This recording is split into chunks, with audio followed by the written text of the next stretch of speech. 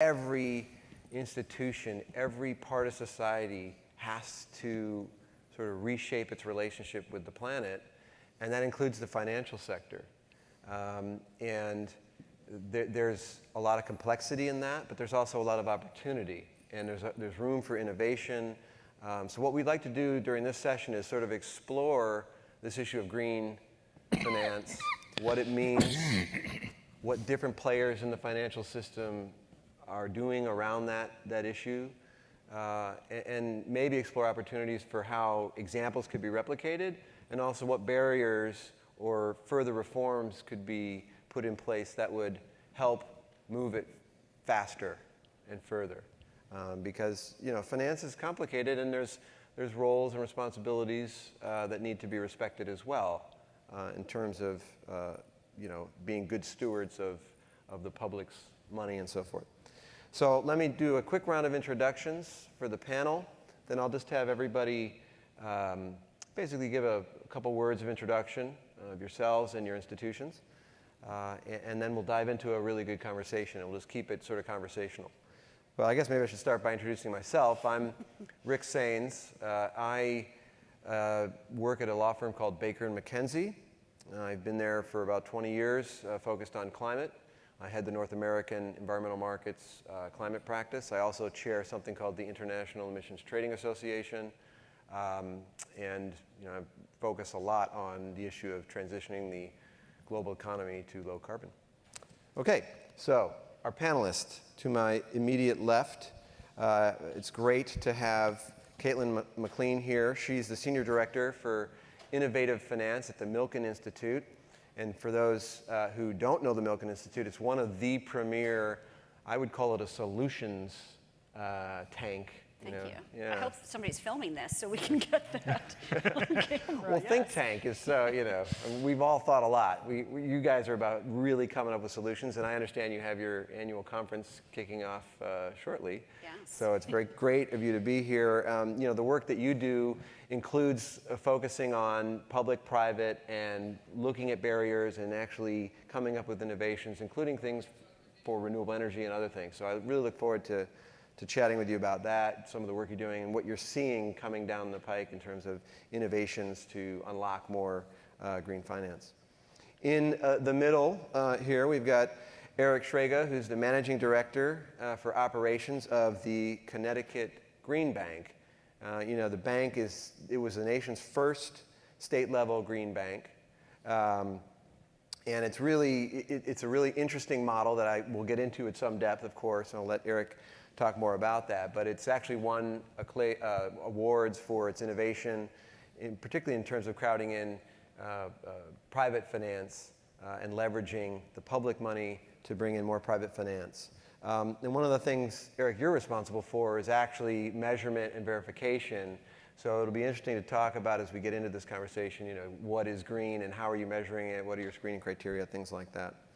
And of course, last but not least, needs no introduction, Tim Schaefer, California Deputy Treasurer for Public Finance, and you recently newly appointed, but of course had that same role with the prior treasurer, and you always know who the real stars are in any institution are the ones who are still in the same role when the political changes happen at the top. So we're really happy to have you here. You've been doing public finance for a long, long time, and we really appreciate your wisdom and insight. Okay, so with that, why don't we just go down the row here and just introduce the Milken Institute, and then Eric and Tim, you can follow, and just a few words, not too much. Sure, thanks. Yes, I appreciate the opportunity to be here. So as Rick mentioned, I work at the Milken Institute. We're a newly coined solutions tank, not a think tank. Mike would agree with that. So we focus on how you use finance to address big social challenges. And we do that in a few different ways. Rick mentioned the annual conference that we have that's happening just down the road, down Wilshire Boulevard, starting tomorrow. So it's about 4,000 people coming to talk a lot about exactly what we're talking about here, which is how private capital can help to be used to unlock a variety of different challenges. And so obviously well known for the conferences, but the work that I do throughout the year is looking at how you drive solutions for specific funding or funding gaps or market failures. And so we've been doing quite a bit of work, actually from when I first started doing a project with Rick around AB 32 back in the day. So, you know, really looking at how to better structure investment opportunities for the private sector, which is what I spend most of my day doing, and looking forward to the panel. Very good. Eric Shrago from the Connecticut Green Bank. We are, as Rick said, the nation's first green bank. We're funded by ratepayers in the state of Connecticut. We get a 1 mil surcharge on electric bills that's intended to go further the deployment of clean energy in the state. We are a predecessor institution for the Connecticut Clean Energy Fund, which was this kind of funded in the same way with the same goals, but a very different modus operandi. While they were more of a VC heavy fund that was intended to spark new technology and focused primarily on giving out grants. Ultimately, they had some successes, but when Governor Malloy, the previous governor of Connecticut, was looking at energy policy back in 2010, 2011, he really saw that this is money that once it's given away is never going to come back. So working with a team at Yale and some bright ideas that were coming up in various places at that time, decided he would shift that organization and create a new one, and that was focused more on investing and financing so that capital does come back and can be reused and continues to be deployed and continues to deploy clean energy. So, very good. And we'll get more into it as well. Tim. Well, good afternoon, everybody. I'm Tim Schaefer. I'm in the California State Treasurer's Office. The California Treasurer has a role that is not necessarily unique among state treasurers, but it is characterized by being very large. So that's why I get to throw around some of these fancy numbers. In California, the state treasurer is designated as a matter of state law to be the entry point where all state bonds are sold to the market. And that's one of the 3 functional areas in the office that I have responsibility for. Presently, the state of California has got about $85 billion worth of outstanding debt that is either general obligation debt or which is serviced by the state's general fund. In addition to that, the state treasurer is charged with the responsibility of managing all surplus monies of the state. Now, this is not pension funds. This is just operating surplus, idle cash. That is also one of the areas that I'm responsible for. And presently, there's a $100 billion short-term investment fund back there that operates to the extent that it's able, and when we're able, in the purchase of green bond securities, provided that they meet all of our other requirements. Now that bigness is a blessing and a curse. It's a blessing in that when you raise your hand and say, "I'd like to be heard," everybody pays attention. It's a curse in that it's like turning a super tanker. And that's really the metaphor that I would like this group to focus on this afternoon, is that there are good things we can do as a state treasury operation, but they're going to have to be done slowly and very purposefully, and that's what we're in the process of doing as we speak, and we'll talk more about that. That's really interesting. Well, let me pick up on that because there's a tension, right, between what everybody knows is the sense of urgency. The Intergovernmental Panel on Climate Change has basically said we have about 12 years to essentially turn the ship around and move, start moving it in a different direction. And 12 years is not a lot of time for large institutions to change. So in your seat, with the mandate that you have statutorily and those limits, I mean, how do you grapple with that issue in terms of both the size and the opportunity to make a real impact given these numbers, but also the institutional, what I'll call institutional inertia, or the difficulty of rapidly changing. What are some of the things that you are hoping that you can advance? Well, at the risk of sounding just a wee bit flippant, which I don't intend, those of you who've ever read the famous Joseph Heller book, Catch-22, may recall an exchange there between two of the characters. One says, "Why don't we buy our eggs in Malta?"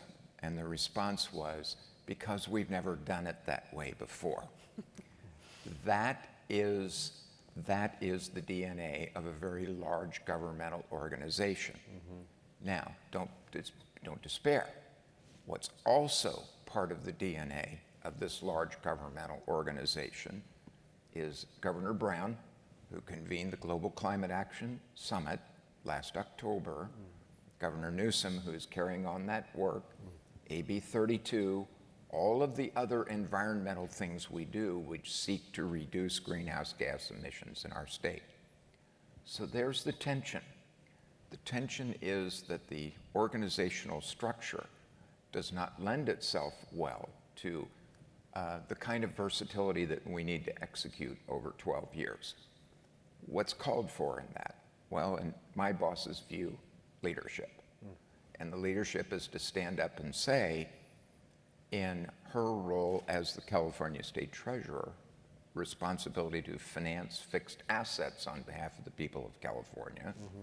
That means we have to get better at defining what's green, how to measure what the consequences of it, doing green finance are, be mindful of the fact that we're financing infrastructure that probably will well exceed that 12 or 13 years to the date that we're all focused on in this room, and bring it down to the level where mere mortal people can understand it. Mere mortals like I can understand it.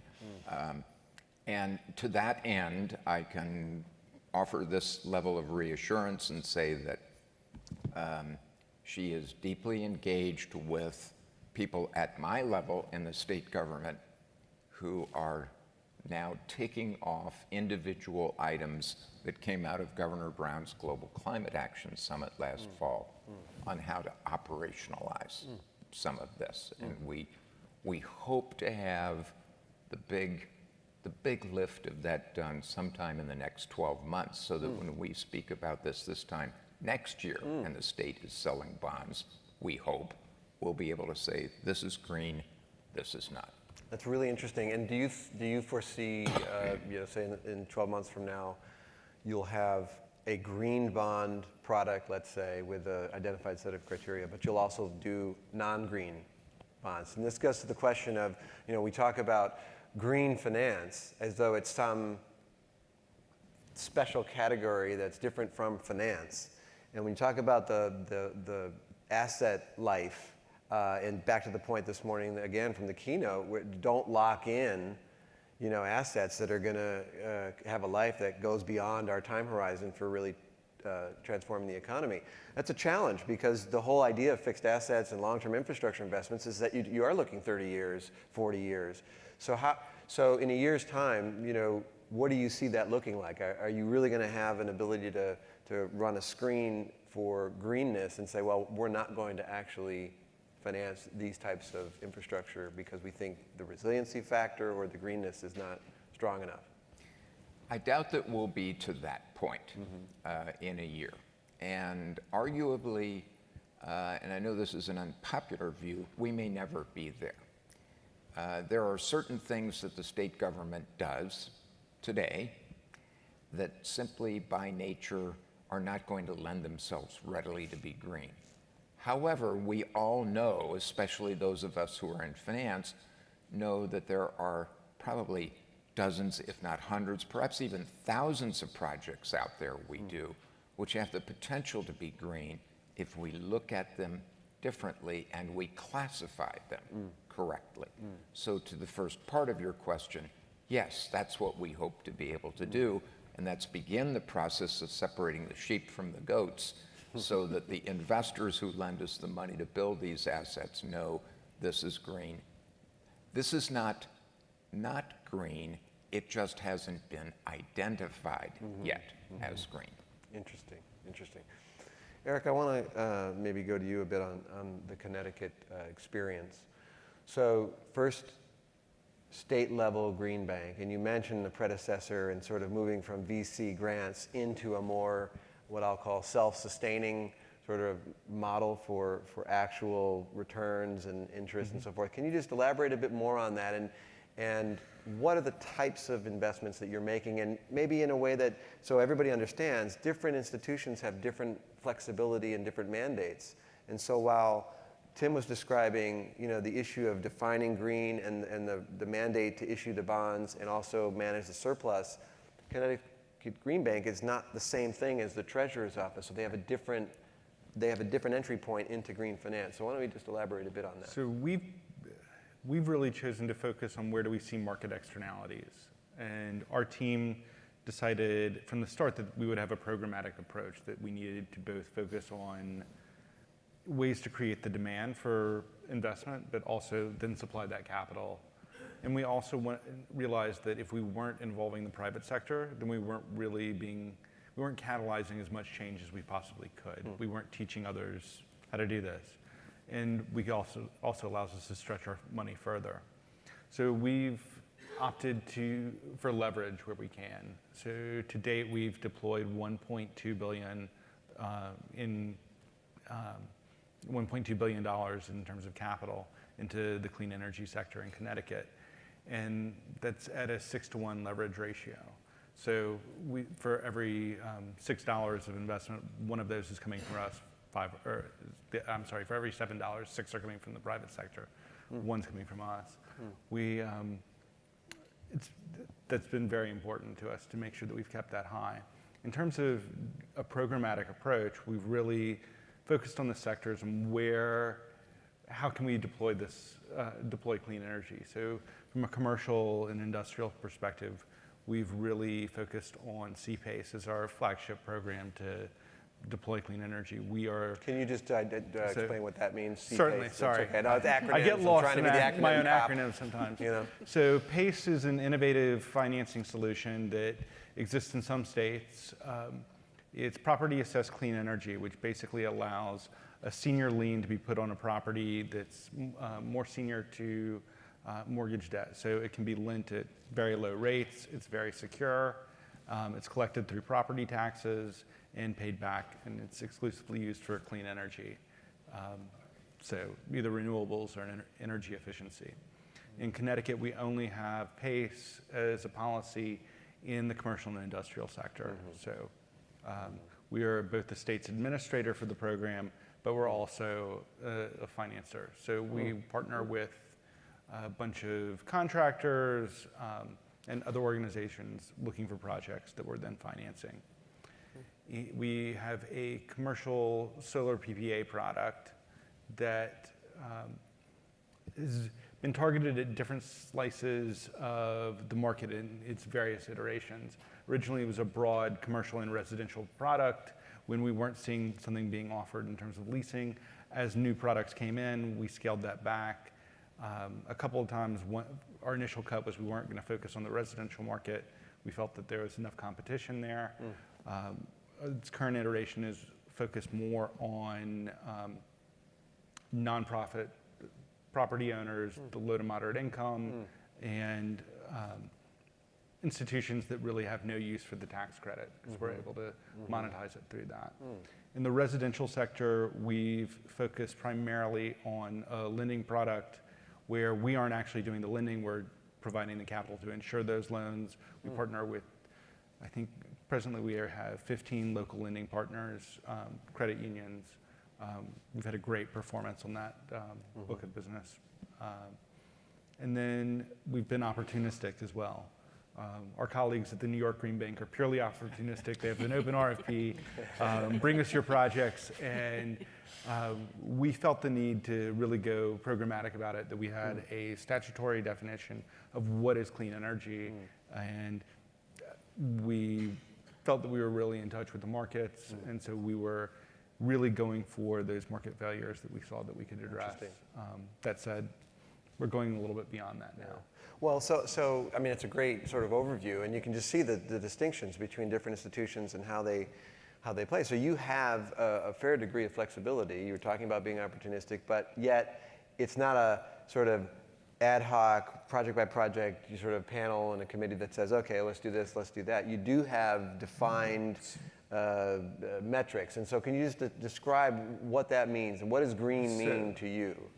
We have in statutory language, going back to, I don't know if it originated at our creation or if it already existed prior to that, a basic definition of what clean energy is, which is, I mean, this goes down to the technology level in statute of solar, hydro, wind, energy efficiency, being that we're a state heavy on production of fuel cells are included in there as clean energy. So we get to that level, which I know probably wouldn't coincide with a lot of others, so at least on the fuel cell side. In terms of what having this programmatic approach, it's really made us develop standards for how we're getting our money out. So we're not focused on should we do A or B. It's okay, have they cleared this hurdle? All right, yes, project A is solar and so is project B, that's great. Or project A is solar, that meets the definition. Project B is energy efficiency. I'm not gonna argue over which is greener. What I'm caring more about are the economics of it. That we, for example, in our CPACE program, we require a savings to investment ratio of greater than 1. So meaning that, you know, this is actually gonna save the money to cover the payments. Right. And that's what's more important to us. It takes a lot of the decision-making out on a daily basis. You know, and one last question, and then I'll let you off the hot seat for a second. So you mentioned, you know, the sort of moving from grants to actually looking at things that can drive a return. Do you have an articulated policy of when you've gone into a market where there's been a bit of a market failure, you're trying to mitigate risk to make private capital come in, right? You play that role, so you're helping move money into new areas. At what point, given that you also have your own desire to have returns, do you make a choice to exit because the private sector has now saturated it enough and it's been de-risked? Or do you just continue to do the same stuff when it's been de-risked? I mean, that's a constant debate that we have. When we launched CPACE, for example, it was a new state policy. We're the administrator, we're the only lender, and then private lenders started coming in. And so at what point are we crowding them out? And so we're in constant contact with them. We don't feel like we're crowding anybody out at the moment. But just based off of the volume that we see in terms of that as a program. I think every program is going to be different. In some cases, we have articulated what metrics we're looking for. In others, we haven't. I mean, another great example is with low-income solar. We really saw on the low to moderate income side that we really didn't have parity. There was the majority of solar investment was going to wealthier homeowners. And so we worked with a company out of New Orleans called Posigen, who specifically targeted that community after Katrina in Louisiana. We got them to come up to Connecticut, and we set a special incentive as the administrator of the state's residential solar program to target the LMI community. And we constantly were monitoring numbers, and now we can say, you know, we're at parity. We're at 50% of projects are going into census tracts that are below the area mean income, and 50% are going to ones that are above. And is there any statistically significant difference in sort of loan repayments or return? No. Yeah, very good. Excellent. Caitlin, so you have the position of being able to kind of look at different governmental policies, different approaches, both, you know, we have 2 states here, but of course this is a global issue. There's multilateral development banks, there's national governments, but from where you sit, what are some of the innovations that you're seeing in green finance? And for you, like how are you defining green as that whole thing is evolving? Yeah, it's a great question. So I was actually thinking, and we were lucky to work with Tim and the previous state treasurer on a project thinking about kind of definitions and standardization and metrics, and it has led us to say, why do you need those? So I think sometimes we just say, well, we need them. We need a standard, we need a definition. And that's true, but to understand why you need those helps to then define sort of what the process is to make sure that something works and actually, kind of pushes solutions forward, right? So I think they've gotten at some of it. So what Tim said first is we need to know what assets we have and what we don't, and what they are, and what their value is in making California green, or let's say environmentally, sustainable and resilient. And so that's important just to do sort of an assessment. So do you need some type of definition so that you understand in general what your assets are? Then you need some type of metrics to prove that, right? Because at the end of the day, you have to price them and you have to value them, and then you have to potentially think about going to the market and then being able to verify and pitch what you're selling. So I think that there's different ways to get at both of those things, but I think there's a third part of it which gets to some of your other questions to the previous panelists, which are really about how do you prove a track record of materiality. So when we're talking about pricing externalities and what is green, why does it matter if it's green? Because it gets at the economics that you were talking about, right? So that's what you're actually, is it green or greener? It's about the economics.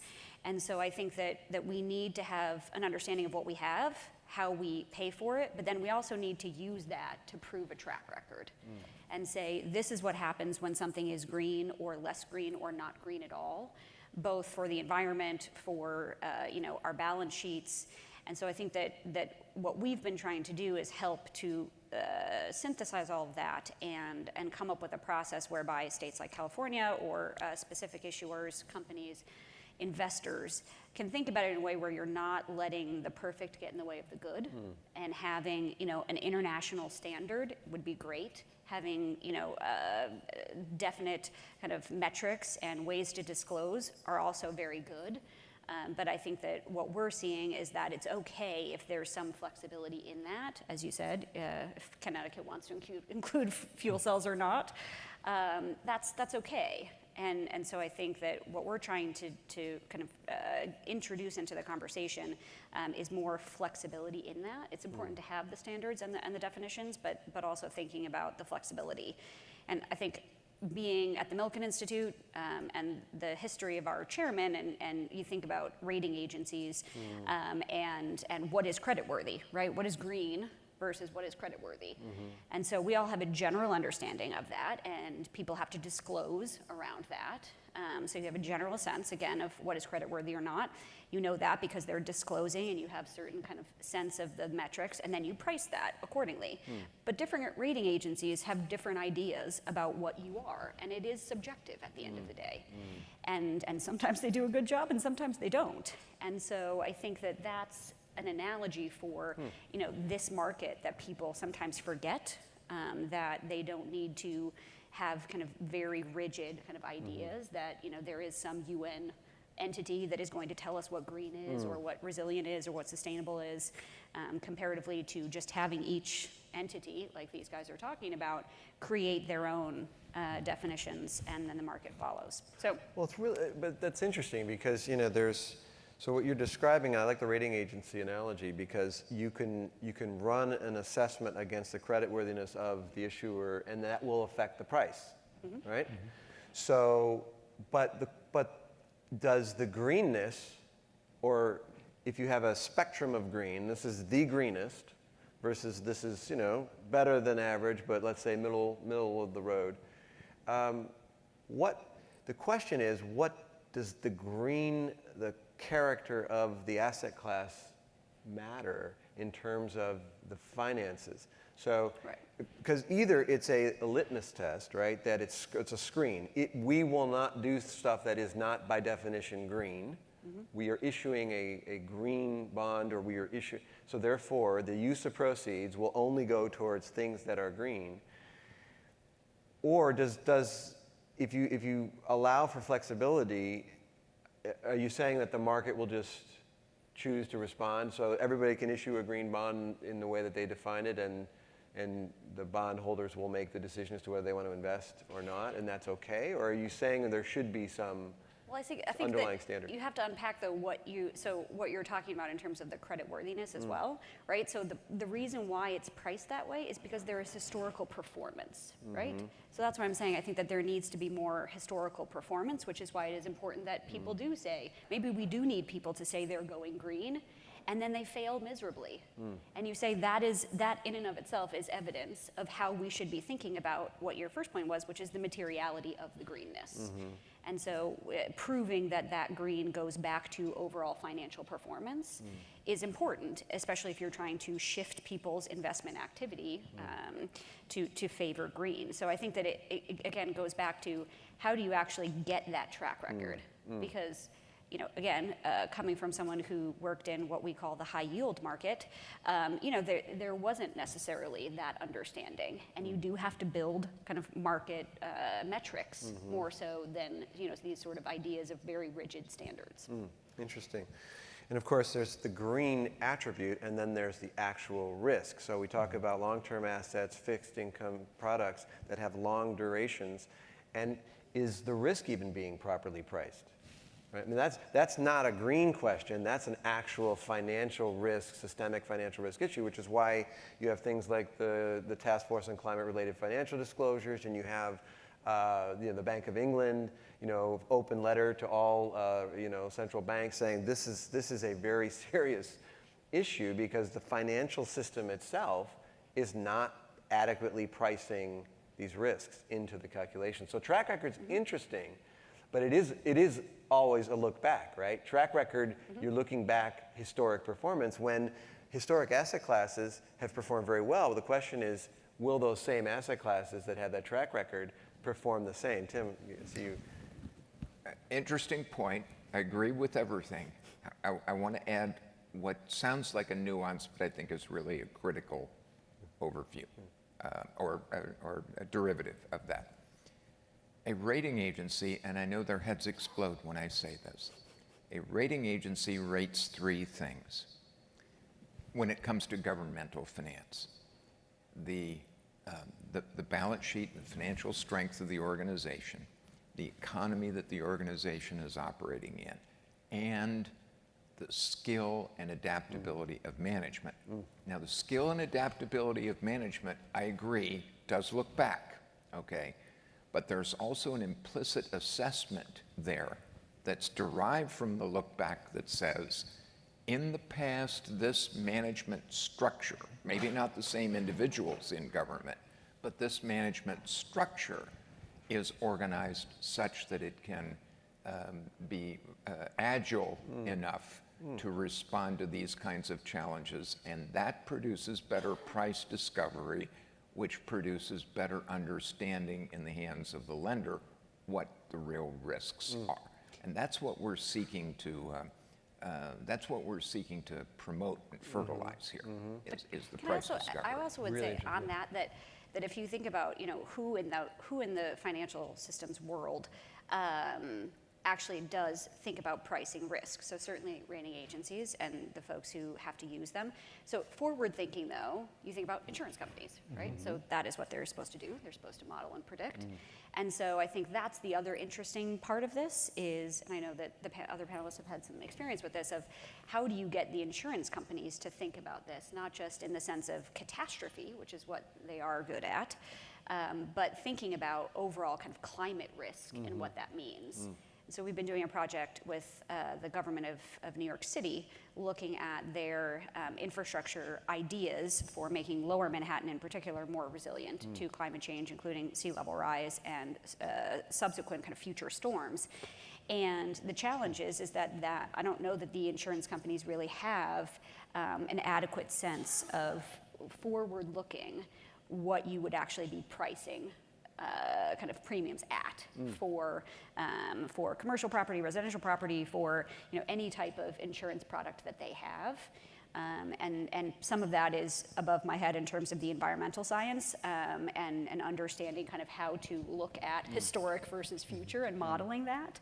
But I think that that's the other component of what we try to do at the Institute, at least, is bring those people together to say, you all kind of do different types of modeling let's talk about how we can learn from either side, so that if you're saying we need to pay now to support future savings, you know, if it's 30 years versus 100 years, what is that savings and how do we know what that is? And can you bring it forward And in a can you way? bring it forward? Can you securitize that to, you know, help pay for the actual improvements? Exactly. You know, over time.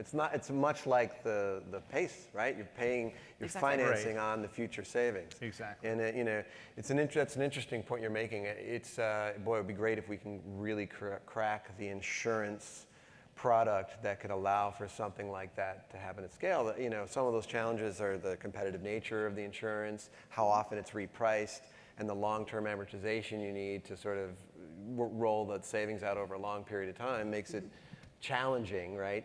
But really interesting stuff. And I guess there are some businesses models where I understand in Florida there's somebody financed these tie straps for roof, you know, making them more sturdy, very low cost intervention, but actually materially improves the resiliency of that house on the coast, and the insurance savings themselves were able to fund for the intervention. So that's kind of like an example of what you're Just need to do it on a larger scale. Yes, exactly. And we have a similar program in California when the earthquake casualty market broke down after Northridge.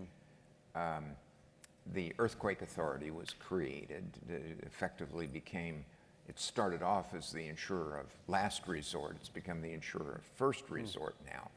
But there's a program that exists in the Earthquake Authority to do knee wall bracing and foundation bolting, just as there is to put Simpson ties in Florida, to reduce the casualty losses when the peril is actually realized. Now, I don't pretend to understand the insurance business, but I can regurgitate what smart people have told Nobody's me about. supposed to understand the insurance. Well, That's how they get you. That's by design. But that is exactly the point that we're trying to drive home as Treasury, is that if you, as Caitlin has described, if you engage people in the conversation, the treasurer and I had a conversation 48 hours ago with the director of one of the institutes at the University of California, San Diego Scripps Institution of Oceanography, who's describing real science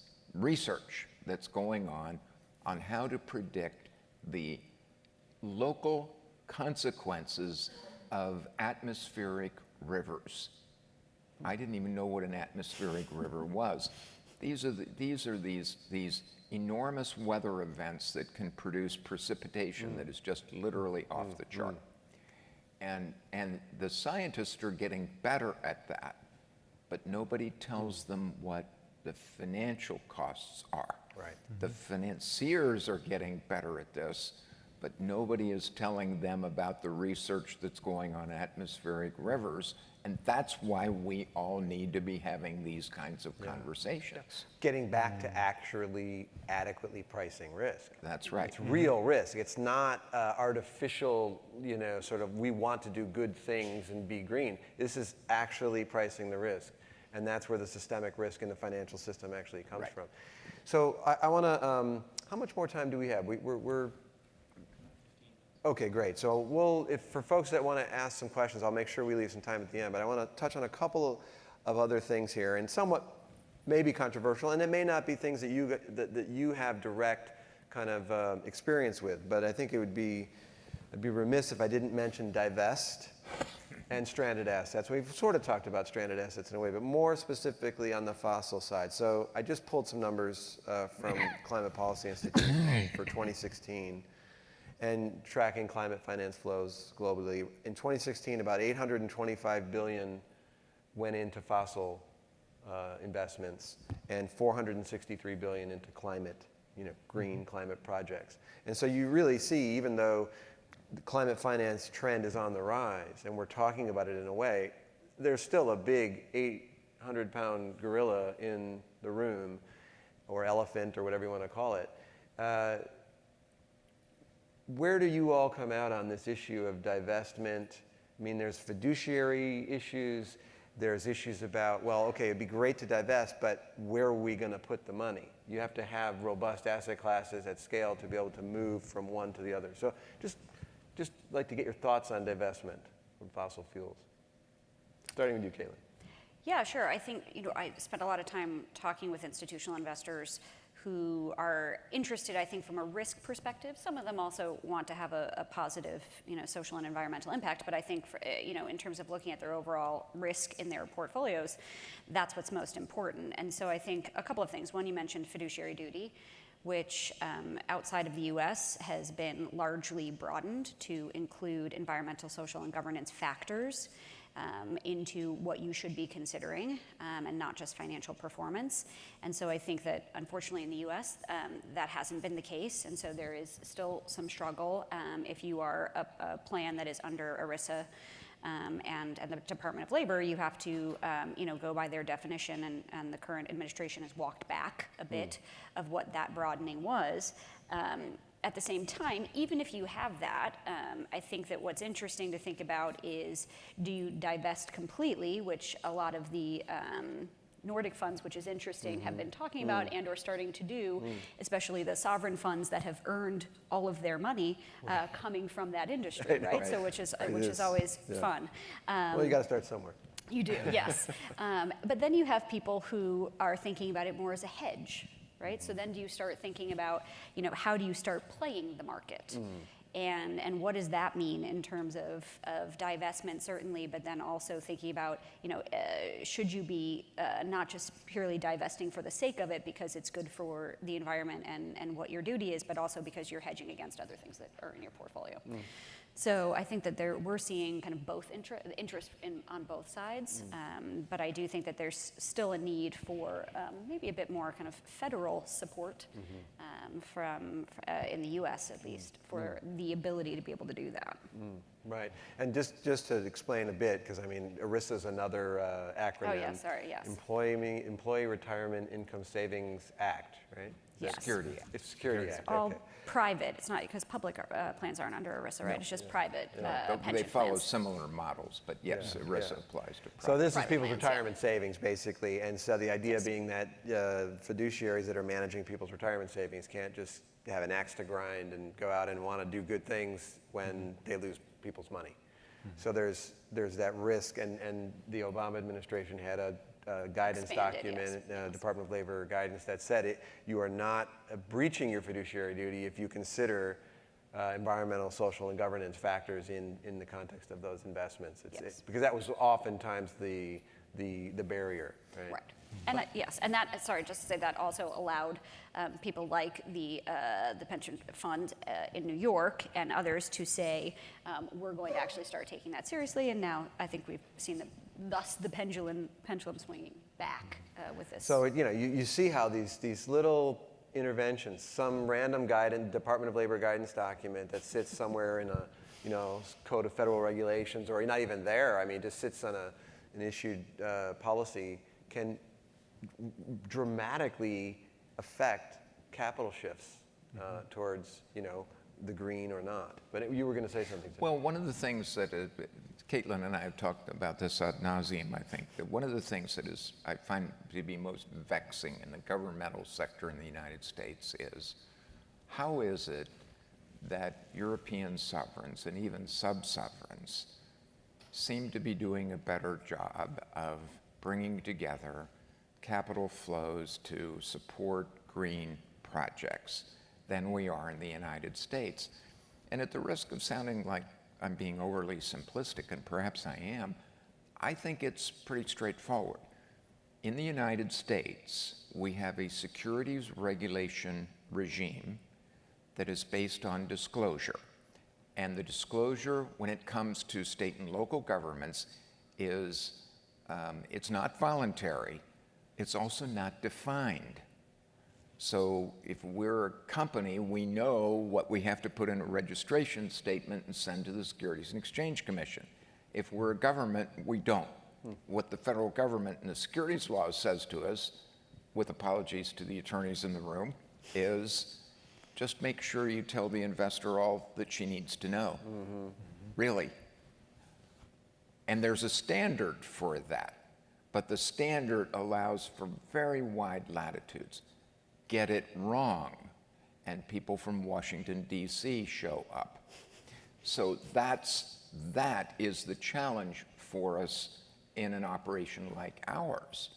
So if we claim something to be green, if we describe it as green, and in fact it turns out to not be Kelly green but lime green, query, have we created risk for the taxpayer? Because we issue bonds on behalf of the taxpayer that has now shifted the risk back on the taxpayer when our intent was to shift it away. Because what you're saying is because the holders of the bonds purchased those bonds on the basis Relying that you on that. wanted that it was green, and now they wouldn't otherwise have done that, and that gets to the whole reasonable investor and all of, yeah, very interesting. And that goes back to this question of, do we need a real definition of green? It's really, I mean, I think in context, absolutely, these standards will help kind of, funnel more capital more efficiently, faster, if we can get them right. Eric, I wanted to come back to you for a second just to explore again this idea of the evolution of your interventions and when the tension you feel about crowding out. But I want to take it a little different way. So you mentioned energy efficiency, solar, fuel cells.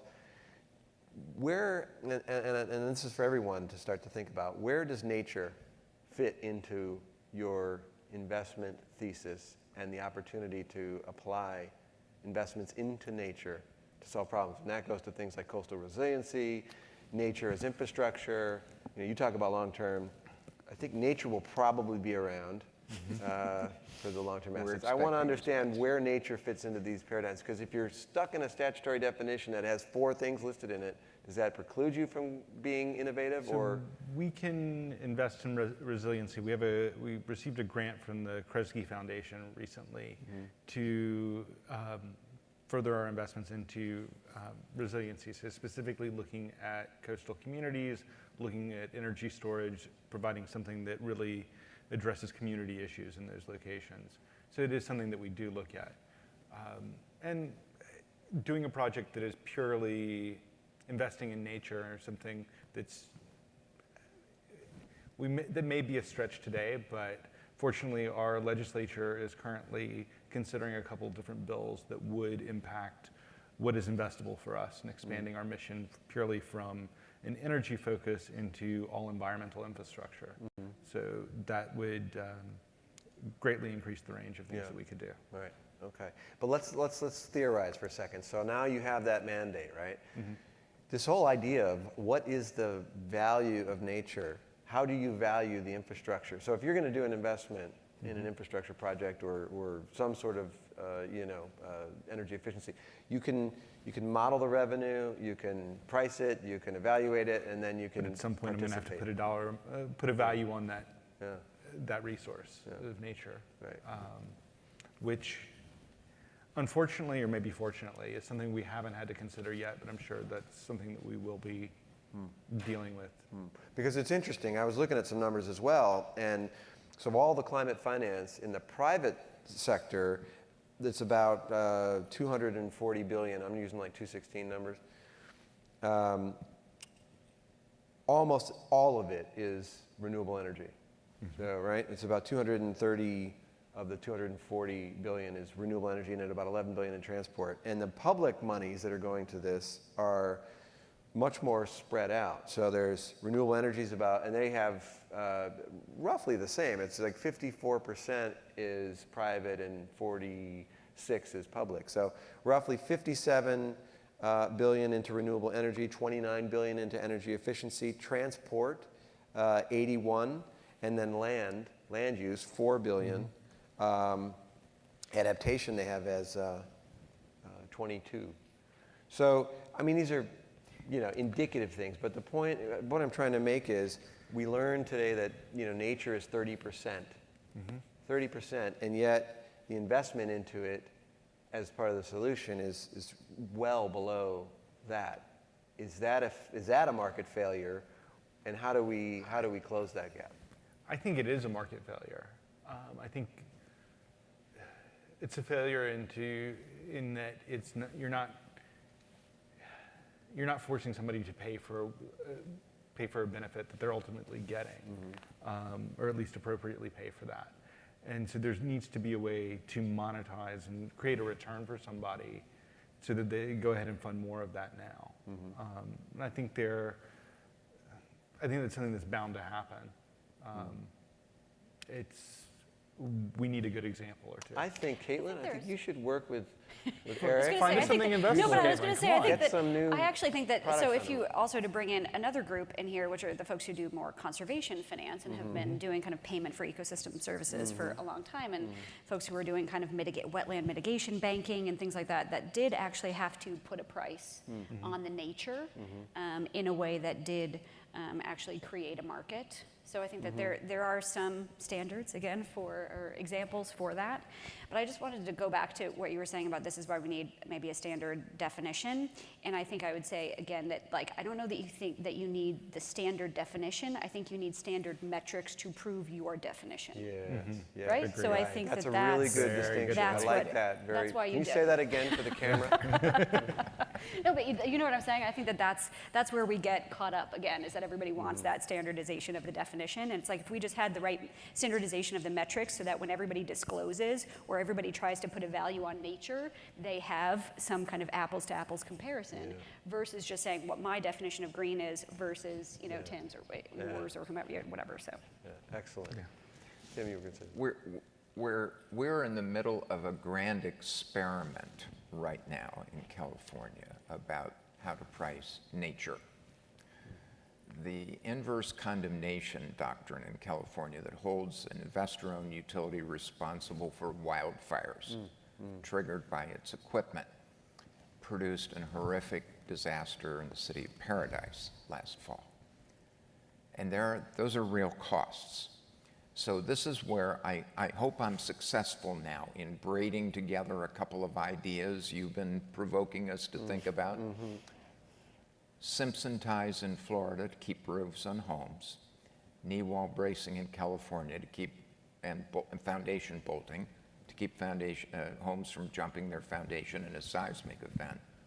There's now an active conversation going on in Sacramento about how to create a funding mechanism as well as a financing mechanism so that people can close in the eaves on their homes when they're in urban wildfire interfaces, clear cut 100 feet back.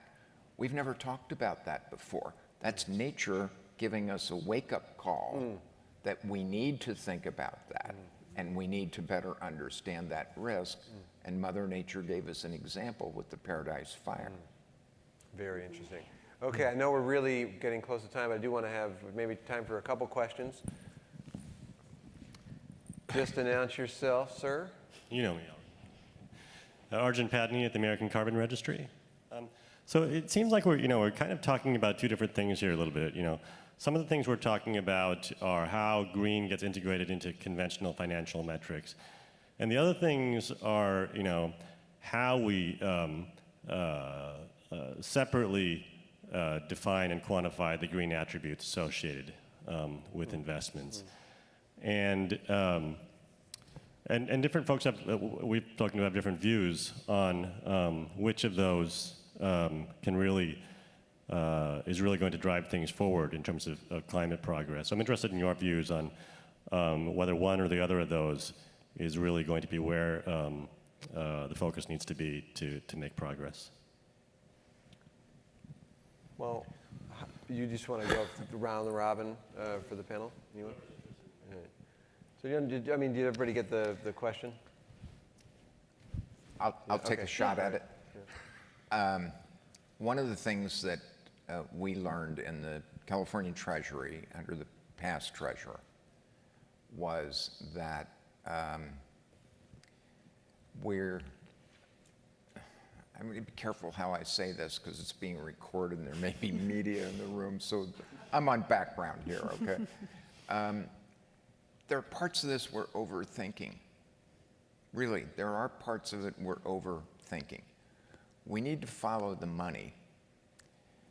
what we learned in the last administration in the Treasurer's office was that there are investors out there who are saying to us, this is important to us, okay? This is important to us. And they're saying it for a variety of reasons. Some of them are saying because we want less risk. Others are saying it because they're using their investment dollars to promote social goals. Caitlin talked about ESG. So it's not a one size fits all.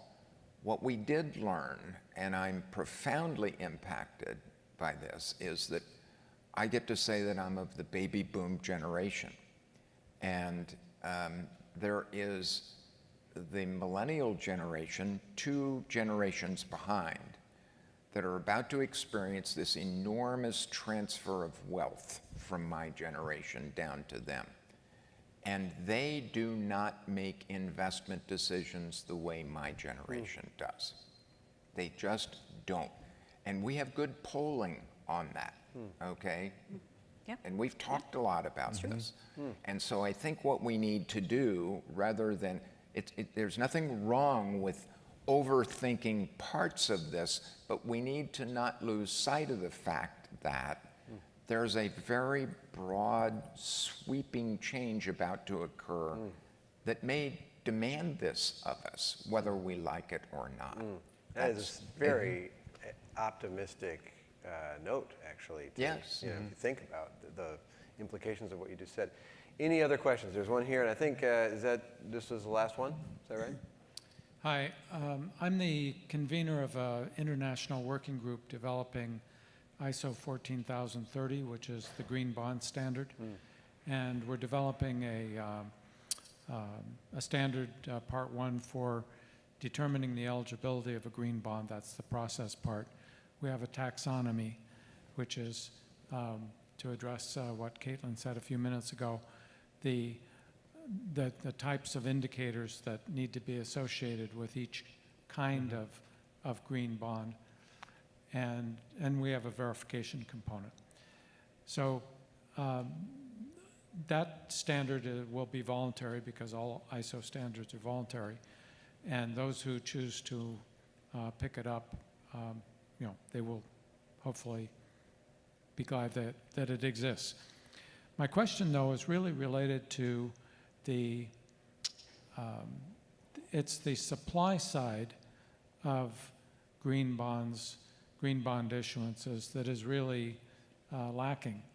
And when you talk to people who are going to be issuing bonds, they ask you, well, how much does that reduce my cost of capital? Well, we say, well, if you're lucky, a couple of basis points, but the research is really hazy on this.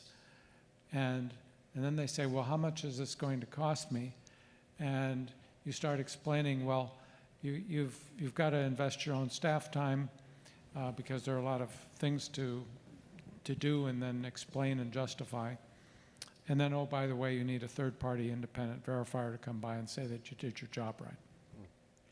So the question, I guess, is given the fact that there are structural disincentives for issuing green bonds, what is the outlook for leveling the playing field by putting some of the onus on issuers of plain vanilla bonds so that they have to do roughly the same kinds of analysis that the green bond issuers do, which would then make it much easier for the issuers of green bonds to justify their choice?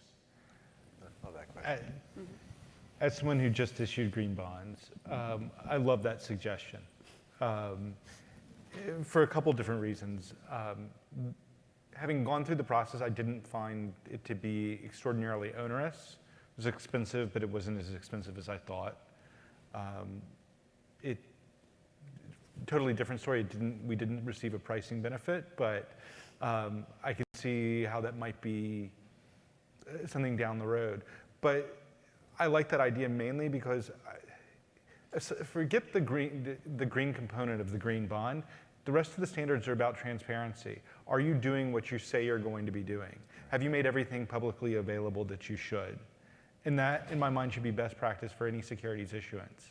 And so if you're not doing that or you're avoiding doing that, then that calls into question me purchasing your security in the first place. So I'd be all in favor for it.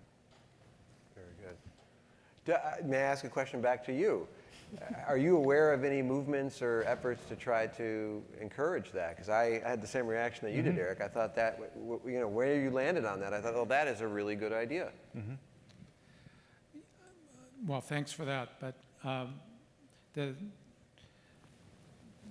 of course, the European Union is following a very similar path and time frame as ISO is in terms of developing its standards. The difference, of course, is that they're developing their standards in a regulatory framework. And so in a few years, that framework will exist and you will follow the regulations if you're in one of the 27 EU countries. That's not a political comment. The ISO standard, on the other hand, is completely voluntary, although sometimes ISO standards are adopted by governments where they feel that, ISO has done all this good work, therefore we can incorporate by reference our standards, and they become used that way. But I can't really answer your question well because you're asking what is outside of the control of people like us as standards writers and maybe people in this room who are advocates, policy advocates for better practices in issuing green debt. It's the non-green debt issuers that have to be subject to the regulation. And that's like an act of Congress, and as far as I can tell. Right. But I think that the hopeful part of what Tim was saying before is that eventually, how do you affect that change? So you either hope that somebody at Tim's level advocates for that for the state of California, but at the same time, that might not be politically viable all the time. I think when it is when you follow the money, right? When everybody in the market who's buying those non-green bonds says no more. We're not going to do that. And it's not just because of the intergenerational wealth transfer, which is certainly a big component, but also because millennials are also putting money into retirement funds now. Right. And so they are actually asking for these types of products. And so if everyone is saying we no longer accept the disclosures that any of these issuers are giving us, we actually are demanding more from our issuers, from our companies, from anyone, then that's what's going to make the change, right? Is when that kind of market tide comes in. So. Well, I think that's a great note to end on because really what it really is saying is we need to get to the place where there isn't green finance versus regular finance. Right. It's just finance, and I think we see the window into that future. So with that, I'd like to thank the panel.